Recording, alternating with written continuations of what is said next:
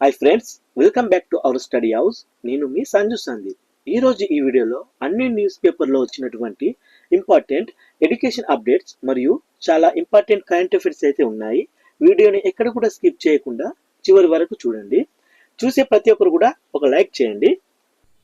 మొదటి అప్డేట్ చూసుకున్నట్లయితే త్వరలో ప్రారంభం కానున్న దేశంలోనే ఫస్ట్ ఎయిర్ ట్రైన్ సర్వీస్ అంటూ రావడం జరిగింది.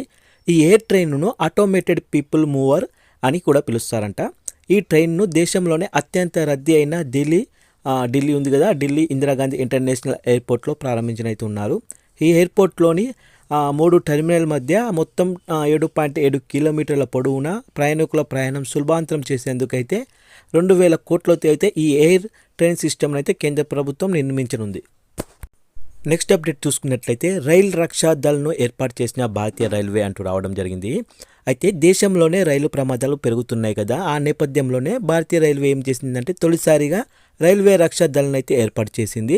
ఇప్పటి వరకు ప్రమాద సమయంలో ఎన్డీఆర్ఎఫ్ సిబ్బందిని సేవలు అందిస్తుండగా ఇకపై రైల్ రక్షా దళ సేవలు అందుబాటులోకి అయితే రానున్నాయి.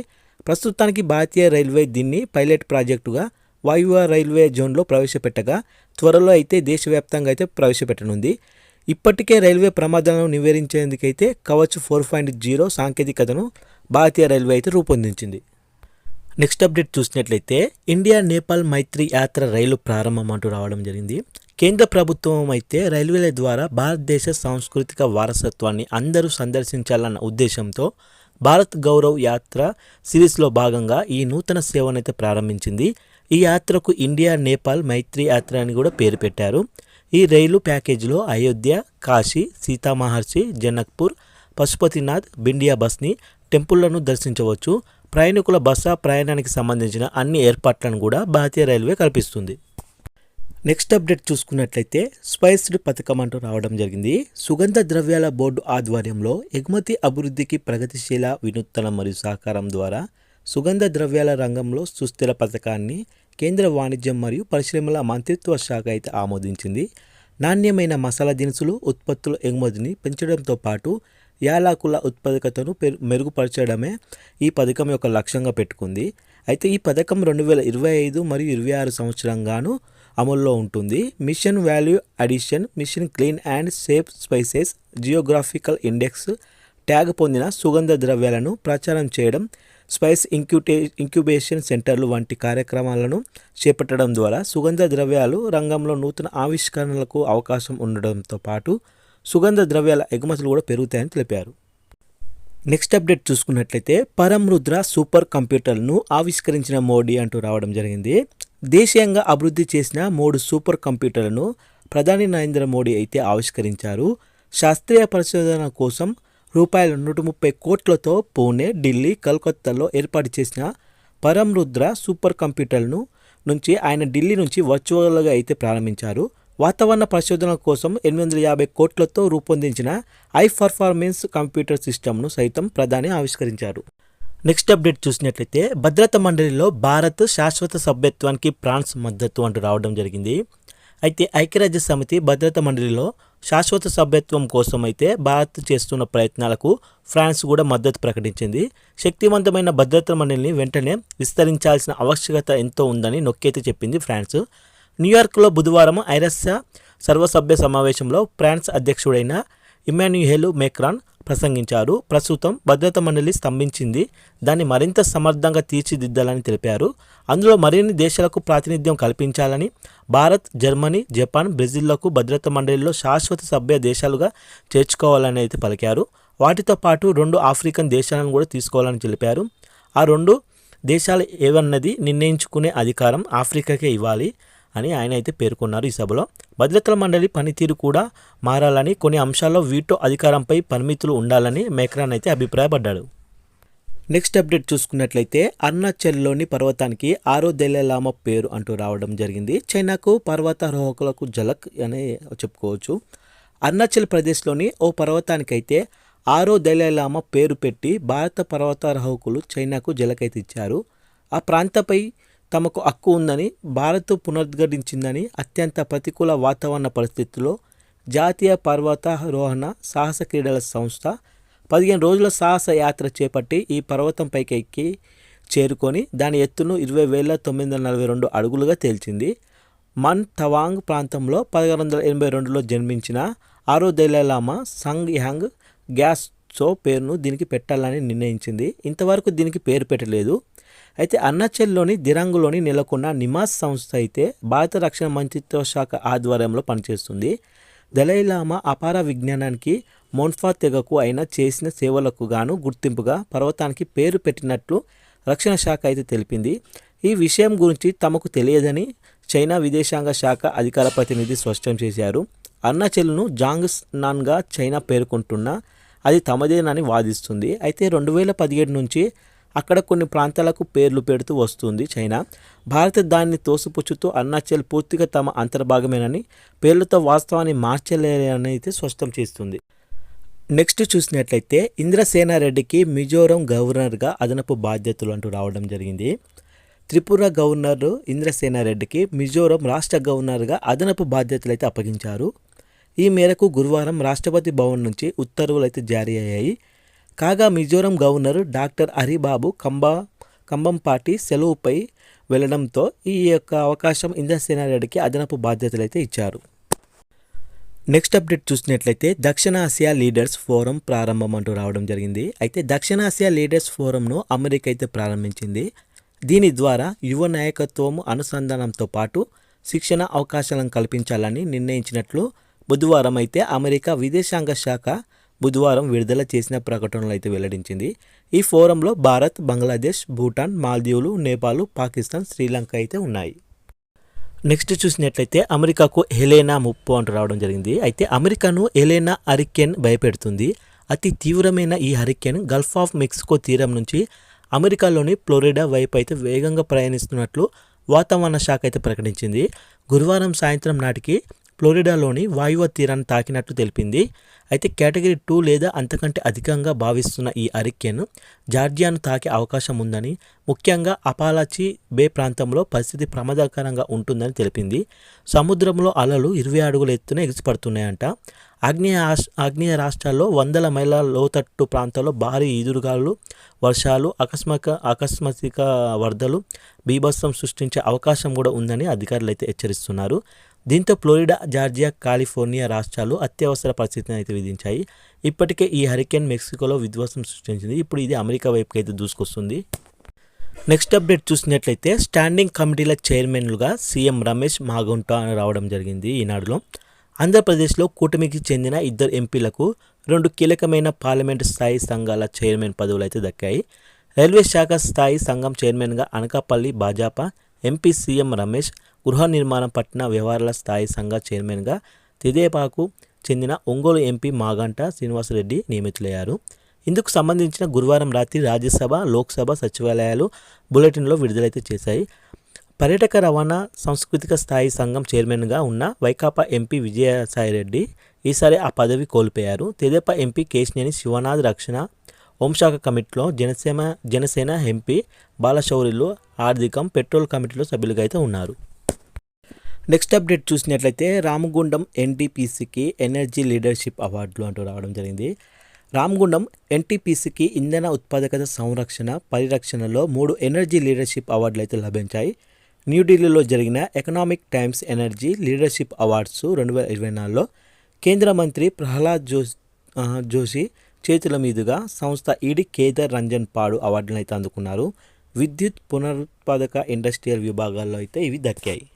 నెక్స్ట్ చూసినట్లయితే అసంఘటిత రంగ కార్మికుల కనీస వేతనాల పెంపు అంటూ రావడం జరిగింది. అయితే ఈ అసంఘటిత రంగంలో పనిచేసే కార్మికుల కనీస వేతనాలను కేంద్ర ప్రభుత్వం పెంచింది.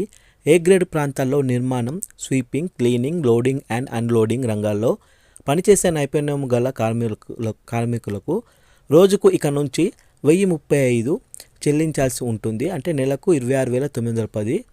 నైపుణ్యం లేని కార్మికులకు రోజుకు 783 రూపాయలు, అంటే నెలకు 20,358 అయితే ఇవ్వాల్సి ఉంటుంది. వేరియబుల్ డియర్నెస్ అలవెన్స్లు సవరించడం ద్వారా ఈ వేతనాలను పెంచినట్లు కేంద్రం అయితే వెల్లడించింది. పాక్షిక నైపుణ్యం కలిగిన కార్మికులకు రోజుకు 868 రూపాయలు, అంటే నెలకు 22,568 రూపాయలు ఇవ్వాల్సి ఉంటుంది. క్లరికల్ కాపలాదారులకు సాయుధ గస్తీ కాసేవారికి రోజుకు 954 అంటే నెలకు 24,804 రూపాయలు చెల్లించాల్సి ఉంటుంది కేంద్ర ప్రభుత్వం. కొత్త వేతనాలు అయితే అక్టోబర్ 1 నుంచి అమల్లోకి వస్తాయని కార్మికులను నైపుణ్యం, పాక్షిక నైపుణ్యం, నైపుణ్యం లేమి ఆధారంగా ప్రాంతాలను ఏబిసి కేటగిరీలుగా విభజించి ఈ యొక్క వేతనాలను అయితే అందిస్తారు. నెక్స్ట్ అప్డేట్ చూసినట్లయితే కృత్రిమ మేధతోనే ముఖాముఖులు అంటూ రావడం జరిగింది. అంటే ఇది విద్యార్థుల నైపుణ్యాలను కృత్రిమ మేధ అంచనా వేస్తుంది. వారికి మాక్ ఇంటర్వ్యూలు అయితే నిర్వహిస్తుంది ఏఐ. వారు కోరుకుంటున్న ఉద్యోగానికి అవసరమైన నైపుణ్యాలను అంచనా చేసే సాంకేతికతనైతే అస్సాం రాష్ట్రానికి చెందిన స్ప్రింట్ యువర్ కెరియర్ అనే అంకుర సంస్థ అయితే అందుబాటులోకి తీసుకొచ్చింది. గచ్చిబౌలిలోను జరిగిన స్టార్టప్ ఫెస్టివల్లో ఈ సంస్థ తన సేవలను ప్రదర్శించింది. ఫ్రింట్లో 150 స్టార్టప్లు భాగస్వామ్యం అయ్యాయి. ఇందులో విద్యార్థులు తమ పేర్లను నమోదు చేసుకున్నాక వారిని స్టార్టప్ ప్రపంచానికి పరిచయం చేస్తుంది. ఆయా సంస్థలు కోరిన నైపుణ్యాలన్నీ వారిని ఇంటర్వ్యూ చేస్తుంది. తద్వారా విద్యార్థులు పెంచుకోవాల్సిన సామర్థ్యాలను, ఇంటర్న్షిప్లను అవకాశాలను సూచిస్తుంది. నెక్స్ట్ అప్డేట్ చూసుకున్నట్లయితే వృద్ధిల్లుతుందని రావడం జరిగింది. అంటే ఏపీ, కేరళ, తమిళనాడు, పంజాబ్లో పెరుగుతున్న వృద్ధులు. ఏపీలో 2011లో 50 లక్షల మంది వృద్ధులు ఉండగా ఇప్పుడు ఆ సంఖ్య 70 లక్షలకు చేరిందని తెలిపింది. దక్షిణాది రాష్ట్రాల్లో మొత్తం జనాభా వృద్ధుల తగ్గుదల. పలు రాష్ట్రాల్లో అయితే జనాభా పెరుగుదలపై ఎస్బీఐ రీసెర్చ్ నివేదిక అయితే వెల్లడించింది. అయితే ఇప్పుడు మరి ఏ రాష్ట్రాల్లో అంటే 2011 జనాభా ప్రకారం చూసుకున్నట్టయితే అప్పుడు వృద్ధుల సంఖ్య ఎంత ఉంది, ఇప్పుడు ఎంతమంది పెరిగారు రాష్ట్రాల వైజ్గా అనేది ఒకసారి చూద్దాం. జమ్మూ కాశ్మీర్లో అయితే 7.4 ఉండగా ప్రస్తుతానికి 9.5గా చేరింది వృద్ధుల సంఖ్య. హిమాచల్ ప్రదేశ్లో 1.2 ఉండగా ప్రస్తుతానికి 13.1కి చేరింది. పంజాబ్లో అయితే 10.3 ఉండగా 12.6కు చేరింది వృద్ధుల సంఖ్య ఇప్పుడు. ఉత్తరాఖండ్లో వచ్చేసి 8.9 ఉండగా ప్రస్తుతానికి 10.6కు చేరింది. హర్యానాలో 8.7 ఉండగా ప్రస్తుతానికి 9.7కి చేరింది వృద్ధుల సంఖ్య వచ్చేసి. ఢిల్లీలో చూసినట్లయితే 6.8 ఉండేది 2011 ప్రకారం, కానీ ఇప్పుడు 9.3కు చేరింది. రాజస్థాన్లో 7.5 ఉండగా ప్రస్తుతానికి 8.6గా చేరింది. ఉత్తరప్రదేశ్ వచ్చి 7.7 ఉండగా ప్రస్తుతం వృద్ధుల సంఖ్య 8.1కి చేరింది. బీహార్లో అయితే 7.4 ఉండగా ప్రస్తుతం 7.7కు చేరింది. అస్సాంలో 6.7 ఉండగా ప్రస్తుతానికి 8.2గా చేరింది. గుజరాత్లో చూసినట్లయితే 7.9 ఉండేది 2011 ప్రకారం, కానీ ప్రస్తుతానికి 10.2కు చేరింది. మధ్యప్రదేశ్లో 7.9 ఉండగా ప్రస్తుతం 8.5కు చేరింది. ఛత్తీస్గఢ్లో 7.8 ఉండగా ప్రస్తుతం 8.8కి చేరింది. తెలంగాణ చూసినట్లయితే 2011 ప్రకారం 9.2 ఉండేది, కానీ ప్రస్తుతానికి 11కి చేరింది వృద్ధుల సంఖ్య. అదే ఆంధ్రప్రదేశ్ చూసినట్లయితే 10.1 ఉండేది, కానీ ప్రస్తుతానికి 12.4కి చేరింది. మిగతా రాష్ట్రాలు కూడా మనం ఇలా చూసుకోవచ్చు. అంటే 2011 జనాభా లెక్కల ప్రకారం 2024 అంచెల మేరకు రాష్ట్రాల వారీగా వృద్ధుల జనాభా పెరుగుదలలో మార్పులు ఎలా ఉన్నాయో ఈ యొక్క మ్యాప్లో అయితే మనం చూసుకోవచ్చు అన్నట్టు. ఒకసారి చూసే ప్రయత్నం కూడా చేయండి ఫ్రెండ్స్. నెక్స్ట్ అప్డేట్ చూసినట్లయితే ఏఐ పండించిన పంట అంటూ రావడం జరిగింది. అయితే ప్రపంచంలోనే తొలి ఇండోర్ ఏఐ ఆధారిత వర్టికల్ బెర్రీ ఫామ్ వర్జీనియాలో అయితే ఏర్పాటు చేశారు. కృత్రిమ మీద పర్యవేక్షణలో 90% నీరు అయితే ఆదా అయింది. అమెరికాలోని వర్జీనియా రాష్ట్రం రిచ్మండ్లో ఈ అద్భుతం అయితే ఆవిష్కృతమైంది. ప్రపంచంలోనే మొట్టమొదటి ఇండోర్ ఏఐ ఆధారిత వర్జికల్ బెర్రీ ఫామ్లో ద ఫ్లెంటీ రిచ్మండ్ ఫామ్ ఈసారి కొత్త వ్యవసాయ ప్రాజెక్ట్ని అయితే ప్రారంభించిందని చెప్పుకోవచ్చు. ఈ ప్రాజెక్టులో భాగంగా కేవలం 0.91 ఎకరా విస్తీర్ణంలో ఏడాదికి 18 లక్షల కిలోల స్ట్రాబెర్రీలను పండించడమే లక్ష్యంగా 30 అడుగుల ఎత్తున్న టవర్లను నిర్మించింది. ఆ టవర్లో నాటిన మొక్కలకు కావలసిన వేడి, వెలుతురును, తేమ వంటి వాటిని ఏఐ సాయంతో నియంత్రించింది. దానివల్ల మొక్కలకు చాలా ఆరోగ్యంగా పెరగడమే కాకుండా అత్యుత్తమైన నాణ్యతతో కూడిన స్ట్రాబెర్రీలు పండుతున్నాయని. మామూలుగా అయితే స్ట్రాబెర్రీ పంట వేయాలంటే ఎకరానికి దాదాపు 22,000 మొక్కలు నాటుతారు. ఎకరానికి దాదాపు 8 టన్నుల దిగుబడి వస్తుంది. కానీ కృత్రిమ మీద పర్యవేక్షణ ద్వారా వర్జికల్ విధానంలో సాగు చేయడం వల్ల సాంప్రదాయ విధానంలో పండించే పంట కన్నా 90% తక్కువ నీటిని, 97% తక్కువ భూమిని ఈ ఫామ్లో వినియోగించుకుంటుందని, భవిష్యత్ ఆహార ఉత్పత్తికి కొత్త భరోసానిస్తుందని ఈ ఆలోచనలోకి అమలు తేవడానికి ప్రపంచంలో పలు దేశాలకు చెందిన శాస్త్రవేత్తలు అయితే 6 ఏళ్ల పాటు కృషి చేశారు. 200కు పైగా ట్రయల్స్ చేసి చివరకు అత్యుత్తమ విధానాన్ని అయితే రూపొందించారు. నెక్స్ట్ అప్డేట్ చూసినట్లయితే హురాన్ యువ పారిశ్రామికవేత్తల జాబితాలో ఈషా ఆకాష్ అంబానీకి చోటు అంటూ రావడం జరిగింది. తెలుగు రాష్ట్రాల నుంచి అయితే 10 మంది ఎంపికయ్యారు. దేశంలో 35 ఏళ్ల లోపు వయసున్న అత్యుత్తమ యువ పారిశ్రామికవేత్తల్లో భారత కుబేరుడైన RIL చైర్మన్ ముఖేష్ అంబానీ పెద్ద కుమారుడు ఆకాష్ అంబానీ, కుమార్తె ఈషా అంబానీకి అయితే చోటు దక్కింది. ఉరాన్ ఇండియా ఈ ఏడాది గాను మొత్తం 150 మంది యువ పారిశ్రామికవేత్తలకు వివరాలతో కూడిన జాబితాని గురువారం అయితే విడుదల చేసింది. హురాన్ ఈ లిస్టును విడుదల చేయడం ఇదే తొలిసారి. కాగా తెలుగు రాష్ట్రాల నుంచి అయితే 10 మందికి ఇందులో స్థానం లభించింది. నగరాల విషయానికి వస్తే 29 మంది యువ పారిశ్రామికులతో పాటు బెంగళూరు అగ్రస్థానంలో నిలిచింది. ముంబై 26 మందితో రెండో స్థానంలో, ఢిల్లీ 21 మందితో మూడో స్థానంలో, హైదరాబాద్ 9 మందితో ఆ తర్వాత స్థానంలో అయితే నిలిచాయి. జాబితాలోని 123 మంది తొలితరం పారిశ్రామికవేత్తలు కావడం గమనార్హం. మిగతా వారు తమ కుటుంబ వ్యాపారాలను మరీ విజయవంతంగా ముందుకు తీసుకెళ్తారని హురాన్ అయితే పేర్కొంది. హురాన్ అండ్ 35 తెలుగు రాష్ట్రాలకు చెందిన వారైతే ఈ యొక్క పర్టికులర్ని ఒకసారి చూసే ప్రయత్నం చేయండి ఫ్రెండ్స్. ఆ యొక్క పేరు మరియు వారి యొక్క కంపెనీ, వారు ఉండే ప్రాంతము. నెక్స్ట్ అప్డేట్ చూసినట్లయితే కళ్ళజోడు కాదు కంప్యూటర్ అంటూ రావడం జరిగింది. బ్రెయిన్ సిగ్నల్స్తో, కంటి చూపుతో, చేతి కదలికలతో నియంత్రించగలిగే ఏఆర్ గ్లాసెస్ ఓరియన్ను ఆవిష్కరించిన మెటా సిఇఓ జుకెర్బర్గ్.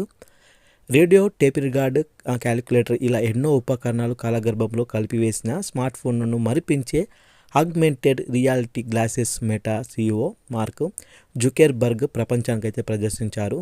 ఓరియన్ పేరుతో రూపొందించిన ఈ ఏఆర్ గ్లాసెస్ను మన మెదడు సంకేతాలతో, కంటి చూపుతో, చేతి కదలికలతో నియంత్రించవచ్చంట.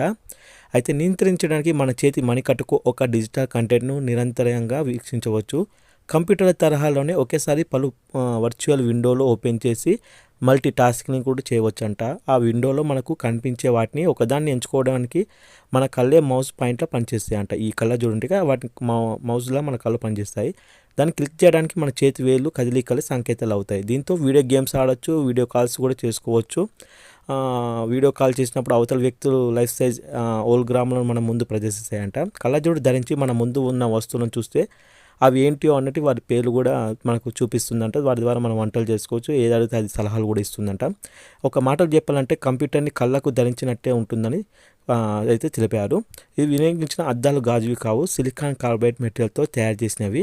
ఫ్రేమ్ని మెగ్నీషియం తయారు చేశారు. ఇందులో ఉండే మైక్రో ఎల్ఈడి ప్రాజెక్టర్లు 70 డిగ్రీల ఫీల్డ్ ఆఫ్ వ్యూ హోలోగ్రాఫిక్స్ డిస్ప్లేను మన కళ్ళ ముందు ఆవిష్కరిస్తాయంట. నెక్స్ట్ అప్డేట్ చూసుకున్నట్లయితే సియాచిన్ బేస్ క్యాంప్లో రాష్ట్రపతి అంటూ రావడం జరిగింది. రాష్ట్రపతి ద్రౌపది ముర్ము గురువారం లడఖ్లోని సియాచిన్ బేస్ క్యాంప్ను సందర్శించారు. అక్కడి బలగాలను ఉద్దేశించి ప్రసంగించారు. ప్రపంచంలోనే అత్యంత ఎత్తులో ఉన్న ఈ యుద్ధ క్షేత్రంలో పనిచేస్తున్న సైనికులను అయితే అభినందించారు. ఎందుకంటే అంత ఎత్తున ఎవరు చేయలేరు కదా. వారి యొక్క సాహసానికి, వారి యొక్క దేశభక్తికి అయితే గౌరవించారు రాష్ట్రపతి ద్రౌపది.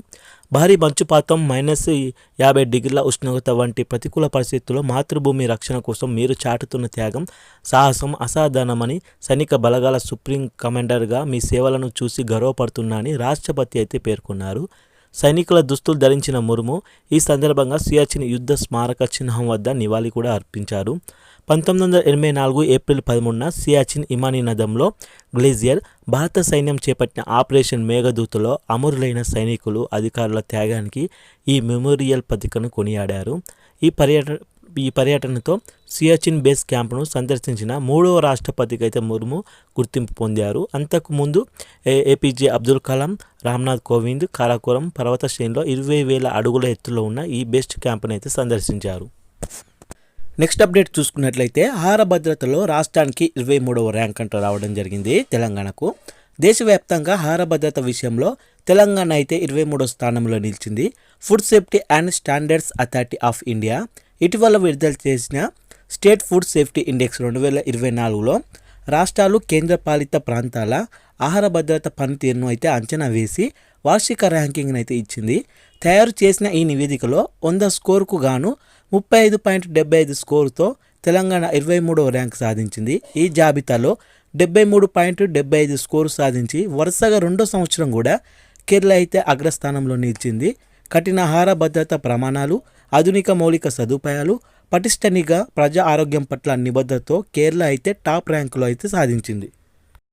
నెక్స్ట్ అప్డేట్ చూసుకున్నట్లయితే పోషకాహార మహోత్సవాలలో మహారాష్ట్ర టాప్ అంటూ రావడం జరిగింది. కేంద్ర ప్రభుత్వం ఏటా 4 రోజుల పాటు నిర్వహించే పోషకాహార మహోత్సవాలలో ఈ సంవత్సరం అంటే 2024 సంవత్సరం ఇప్పటి వరకు మహారాష్ట్ర అయితే టాప్లోనే నిలిచింది. తర్వాతి స్థానంలో బీహార్, మధ్యప్రదేశ్, ఉత్తరప్రదేశ్, గుజరాత్, ఆంధ్రప్రదేశ్ అయితే ఉన్నాయి. పోషణ్ మహా పేరుతో దేశవ్యాప్తంగా నిర్వహించే ఈ కార్యక్రమంలో మహిళలకు, చిన్నారులకు పోషకాహార ఆవశ్యకతపై విస్తృతంగా ప్రచారం అయితే నిర్వహిస్తారు. ఆరోగ్యకరమైన భారతదేశాన్ని నిర్మించే దిశగా కార్యాచరణనైతే ప్రోత్సహిస్తారు. చూశారు కదా ఫ్రెండ్స్, ఈరోజు వచ్చిన ఎడ్యుకేషన్ అప్డేట్స్ మరియు ఇంపార్టెంట్ కరెంట్ అఫైర్స్ గురించి ఈ వీడియోలో పూర్తిగా. వీడియో నచ్చితే మాత్రం అలా చూసి వెళ్ళిపోకుండా ప్లీజ్ ఒక లైక్ చేయండి, షేర్ చేయండి, సబ్స్క్రైబ్ చేసుకోవడం మాత్రం మర్చిపోకండి. థ్యాంక్ యూ ఫ్రెండ్స్, జై హింద్.